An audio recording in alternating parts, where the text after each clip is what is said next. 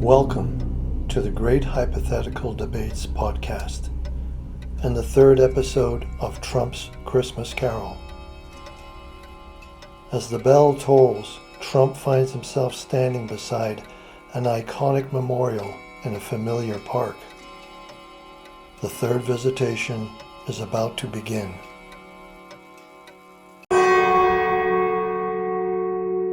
Where am I? Oh, geez. Central Park. Yeah, imagine that. Who's that? John Lennon? Is that you? What, hey, your music inspired millions? Give peace a chance, right? That's right. But I'm not here to discuss my music, Donald. It's been 43 years this very evening that I was shot to death not far from here. Thanks in big part to all the Americans like you who rabidly support the proliferation of guns and gun ownership. Hey, it was a terrible thing that happened to you. But John, we have to look at reality, and when it gets right down to it, we have the Second Amendment for a reason. It's about protecting that peace you sung about. I sang about peace because I believed in it, but let's not be naive. My death is a testament to what happens when guns are far too easily accessible. Well, sure, your death was a tragedy, no question, but it was the act of a nutcase. We can't make policies based on the actions of crazy people. It wasn't just the act of a madman. It was an act made possible by laws that allowed the fucker to carry a gun. I'm not just a one-off case. Since my death, the numbers haven't improved. They bloody well skyrocketed. But you gotta look at the bigger picture, John. Americans use guns to protect themselves millions of times every year. But, of course, that never makes the headlines. And how many more headlines do we need of lives lost, including innocent children in school, before we say it's too many? Since 1970, more Americans have died from guns than in all the wars in America's history, with the amount of people dying rising each and every day. And many of those casualties are criminals caught in the act. And what about suicides? You can't blame that on gun laws. Come on, man. It's bloody obvious that easy access to guns increases the risk of suicide. Just look at the statistics. Countries with stricter gun control laws have far fewer suicides.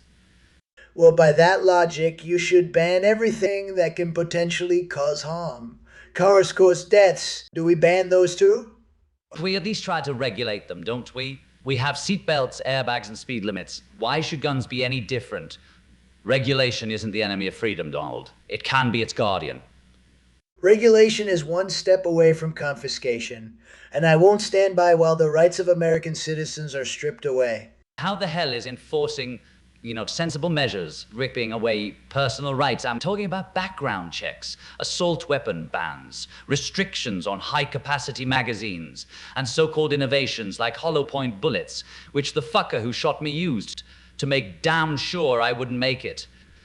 Hey, criminals don't follow laws, John. That's what makes them criminals. You put those restrictions in and you'll just disarm the law-abiding citizen. And what are the thousands of families torn apart by gun violence every year? What of their freedom to live without fear? Well, fear is a part of life. We lessen fear by being prepared, by being strong. That's bullshit, man. Strength doesn't come from a fucking gun. Real strength comes from building a society where guns are not the go-to solution. You lived in a world of ideals, John. I live in a world of realities. And the reality is that this country has a real fucking problem with the proliferation of guns. More guns than people, and a rate of gun deaths that's unparalleled in the developed world.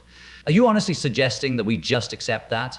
It's a chronic problem, and there needs to be a desire to strive to do better. Striving for a better life is one thing. Stripping away constitutional rights is another. You talk about the Constitution like it's infallible. When society outgrows old laws, it's time to make amendments for the betterment of that society. Why is this different? Because you're talking about dismantling the very fabric of American independence. And is it independence when little kids have to partake in active shooter drills at school? It's a sad reality, John, but the world is a dangerous place. It's better to be prepared than naive. Preparedness comes from understanding the root causes, from investing in mental health, from bridging divides, not just always preparing for a shootout like some bloody TV western. And while you do that, you leave people defenseless? No, John, that's not my America. I don't see our society with fewer guns is defenseless. I see it as one that's more trusting, more caring. Well, trust doesn't stop a bullet.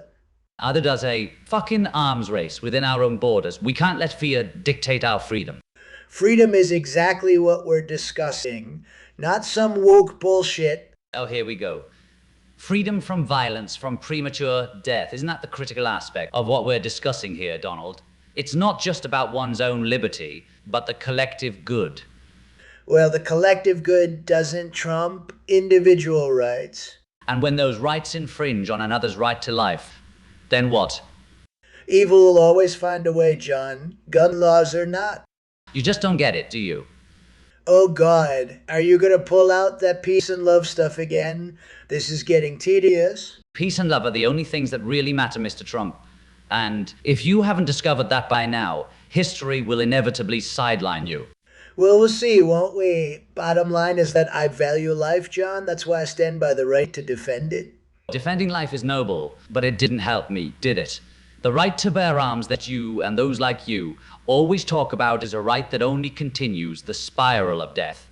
Mine and so many innocent others. Well, I gotta get back. Have a good life, Donald. What's left of it?